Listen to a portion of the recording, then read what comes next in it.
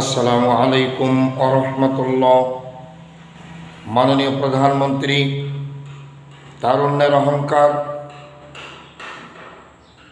জনাব মোহাম্মদ তারেক রহমান এবং মাননীয় অর্থমন্ত্রী বাংলাদেশে নবম জাতীয় পে স্কেল প্রণয়নের জন্য প্রায় 1 বছর যাবৎ বিভিন্ন রকম সময়ক্ষেপণ হচ্ছে। প্রজাতন্ত্রের চাকরিজীবী সর্বস্তরের দায়িত্বশীল ব্যক্তিবর্গ 20টি গ্রেডে বিভক্ত স্তরে যারা চাকরিরত আছেন, সবসময়ের জন্য যারা সচিবালয় থেকে শুরু করে সিনিয়র পার্সন 1, 2, 3, 4, 5, 6, 7, 8, 9, 10 গ্রেড পর্যন্ত যারা সম্মানিত স্যালারি ভোগ করে থাকেন, ঠিক তাদের অনুকূলে এক একটা গ্রেডের ব্যবধান 10,000, 15,000, 10,000, 7,000, 5,000 টাকা। দুঃখজনক হলেও সত্য, বিগত আওয়ামী সরকার 20টি গ্রেডের যে 8ম জাতীয় পে স্কেল প্রণয়ন করেছেন, 11 থেকে 20 গ্রেডের মধ্যে 200 টাকার ব্যবধান, 300 টাকার ব্যবধান, 400 টাকার ব্যবধান, 500 টাকার ব্যবধান। এটা একটা হাস্যকর এবং নিম্ন স্তরের কর্মজীবীদের মাথার উপরে পাহাড় ভাঙা কোঠার আঘাত দিয়ে একটা 8ম জাতীয় পে স্কেল প্রণয়ন করেছিল।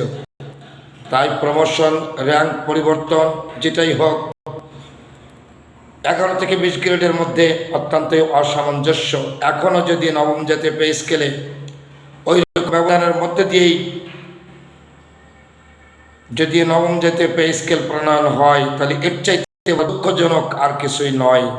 আমরা আশা করেছি আওয়ামী সরকারের চেয়ে বিএনপি সরকার বিচক্ষণতা দিয়ে 11 থেকে 20 গ্রেডের এই ঘনত্বকে দ্রুত করে ইনসাফ ভিত্তিক একটা নবম জাতীয় পে স্কেল প্রদান করবে। কিন্তু আমরা যা আভাস পাচ্ছি, মনে হচ্ছে যেন সেই 8ম জাতীয় পে স্কেলের দূরত্ব ঠিক রেখে আজকে দেশের বড় বড় কথা বলে নবম জাতীয় পে স্কেলের ঘোষণা আসছে। এটা অত্যন্তই অমানবিক, অনাকাঙ্ক্ষিত এবং কষ্টকর।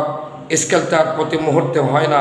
এতটি বছর পরে 15 সাল থেকে 26 এখন যদি আবার সেটাই থেকে যায়, তাহলে আর বিভাজন সমাপ্তি হলো কোথায়, সংস্কার হলো কোথায়?